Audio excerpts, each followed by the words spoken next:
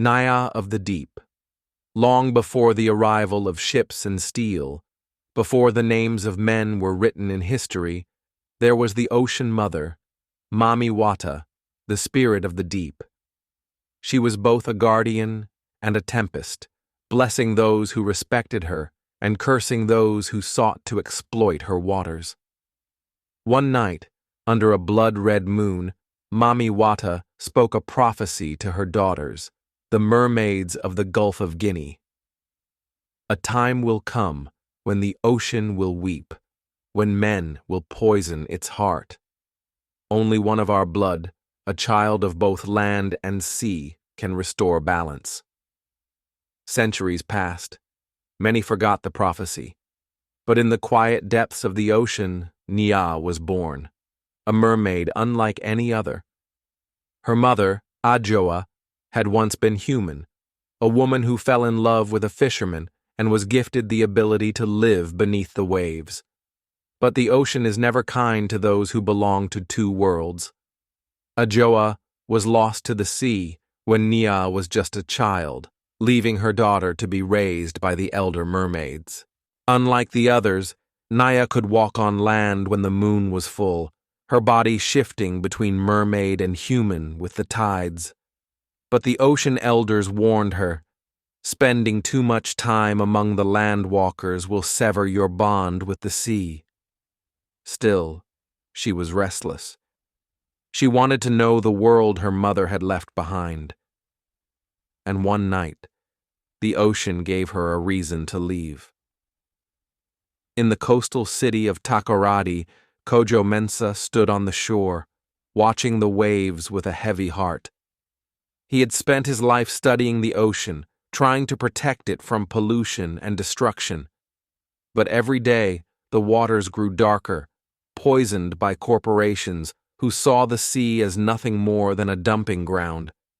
He felt helpless, until he saw her.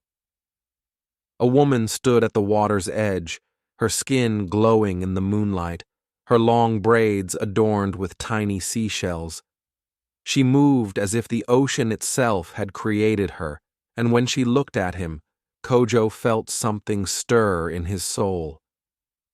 "You watch the ocean as if you are waiting for an answer," she said. Kojo blinked. "Maybe I am. But the ocean doesn't speak." Neyah smiled, stepping closer. "Perhaps you haven't been listening." They talked for hours, walking along the shore. Neyah spoke of things Kojo had only read about, hidden caves where the spirits of the drowned still whispered, giant sea creatures that carried ancient wisdom, and an underwater temple where Mami Wata's daughters gathered. Kojo was captivated. But when the first rays of dawn appeared, Neyah turned suddenly toward the waves. "I must go. Will I see you again?" She hesitated. "Perhaps, if the tide allows it." Then she was gone, disappearing beneath the water as if she had never been there. Kojo searched for her every night. He thought he was losing his mind until he found proof. He discovered strange symbols carved into a rock near the shore, symbols that matched ancient Akan legends of water spirits. Then he saw fishermen leaving offerings, gold coins, rum, and beads, by the water's edge. They spoke of Mami Wata's children and the need to respect them. Could Neyah be one of them? When she returned weeks later, he confronted her. "You're not human, are you?" Neyah sighed. "No, I am of the ocean, just as you are of the land, but I walk between both worlds." Instead of fear, Kojo felt wonder. "Why did you come back?" Her gaze softened. "Because I dreamed of you, Kojo, and because the ocean is in danger." She told him of Aquagen, a powerful company that was poisoning the Gulf of Guinea. Entire ecosystems were collapsing. If something wasn't done, the damage would be irreversible. Kojo realized that this wasn't just folklore. This was real, and he was the only one who could help her fight back. As they worked together, Kojo and Neyah grew closer. She showed him the hidden wonders of the ocean, bioluminescent gardens where fish glowed like fireflies, deep trenches where sea spirits whispered ancient songs, and one night, beneath a full moon, he kissed her. Neyah felt a rush of warmth, something unfamiliar but intoxicating. But as their love deepened, the ocean's whispers grew urgent. A child of the sea cannot love the land without consequence. The more she stayed with Kojo, the weaker she became. Her transformation took longer. Her gills ached when she returned to the water. She was changing, becoming something neither mermaid nor human. But she could not leave him. Not yet. As they uncovered more evidence against Aqua Gen, danger followed. Kojo was threatened. Neyah was hunted. Whispers spread of a sea witch interfering with business. Then came the ultimate betrayal. Kojo's own uncle, Kwesi Mensah, was the CEO of Aqua Gen. He had built his empire on exploiting the ocean, and he refused to let them ruin his fortune. "You don't understand," he told Kojo. "The world is changing. There is no place for myths and mermaids, only profit." But the ocean does not forgive. Neyah, now too weak to fight, called upon the spirits of the deep. The water rose, a mighty storm crashing against the city. Kwesi tried to escape on his yacht, but the sea claimed him, dragging him into its depths. As the storm settled, Neyah collapsed in Kojo's arms. "I cannot stay," she whispered. "I belong to the sea, and you belong to the land." "No," Kojo said. "We'll find a way." But deep down, they both knew the truth. Heartbroken, Kojo watched as Neyah returned to the waves. He thought he had lost her forever. But the ocean is full of mysteries. Years passed, and Kojo became a leader in ocean conservation. The waters slowly healed. Legends spread of a guardian spirit, a mermaid who watched over the Gulf of Guinea, ensuring the balance remained. And sometimes, on moonlit nights, as Kojo stood by the shore, he would hear her voice carried on the wind. "I am always with you." And he knew the ocean had never truly taken her away. Years passed. Kojo became a warrior for the ocean. The evidence he and Neyah had uncovered led to the downfall of Aqua Gen, but the battle never truly ended. Corporations still sought to exploit the sea, and governments still turned a blind eye. Yet Kojo refused to give up. He built conservation programs, worked with local fishermen, and fought for laws to protect the waters. But no matter how much he accomplished, he always felt something missing. He always felt her absence. Every full moon, he walked to the shore, hoping the sea would bring her back. But Neyah never returned. The ocean, once a source of life, now felt like a cruel mistress, one that had stolen the only woman he had ever loved. Until the night the waves turned black, the ocean was restless. A storm gathered, but the sky remained clear, a sign of Mami Wata's wrath. Fishermen fled from their boats, whispering of omens. Elders cast protective charms, warning that something ancient was awakening.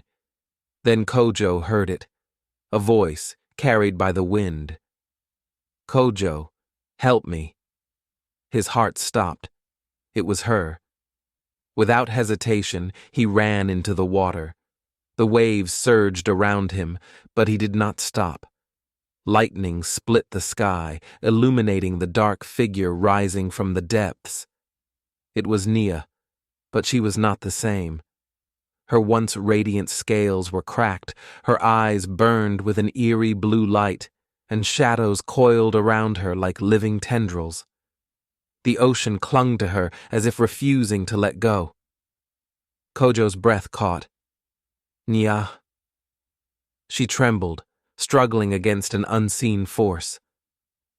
I tried to come back, but the ocean, it won't release me. Mami Wata has claimed me. She says I have stayed on land for too long. Kojo clenched his fists.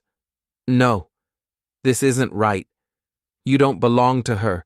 You belong to yourself. A sudden roar echoed from the sea, shaking the earth. The waters spiraled, forming the towering visage of Mami Wata herself, her eyes deep as the abyss, her dreadlocks flowing like black waves. You dare defy me, Landwalker? Her voice thundered. Kojo stood his ground. You gave her a choice once. Give her one now. Mami Wata's eyes burned like the sun. Foolish mortal, the sea is not a thing to bargain with. It is a force beyond your understanding. Neyah is of the ocean. She cannot love the land without consequence. Neyah turned to Kojo, her voice barely above a whisper. If I stay, I will fade. If I return, I will forget you. Kojo's heart shattered. There had to be another way. He couldn't lose her. Not like this. Summoning every ounce of strength, he did something no human had ever dared. He stepped forward and faced Mami Wata herself. If she cannot belong to both worlds, then take me instead. Neyah gasped. No! Mami Wata narrowed her eyes. You would give your soul to the sea? Kojo's voice did not waver. If it means Neyah is free, yes. The ocean stilled. The storm froze in place, as if the universe itself was holding its breath. Then Mami Wata laughed, a deep, bone-shaking sound that sent ripples across the water. You surprise me, mortal, she mused. A human willing to sacrifice for love. That is rare indeed. She looked down at Neyah.